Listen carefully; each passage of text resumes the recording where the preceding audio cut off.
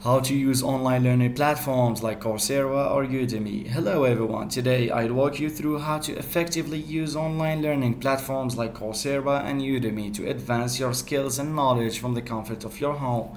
Visit the website of your chosen platform, sign up for an account if you haven't already. It's usually free to create an account. Explore the course catalog by searching for topics of interest or browsing categories. Read course descriptions, reviews, and ratings to find the right course for you. Click on a course you're interested in, review the course syllabus, instructor details, and any prerequisites.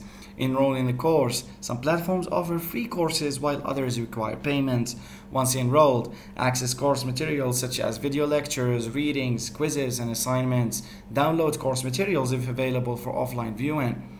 Follow the course structure and complete modules at your own pace. Take notes, participate in discussion forums, and ask questions to interact with instructors and fellow learners.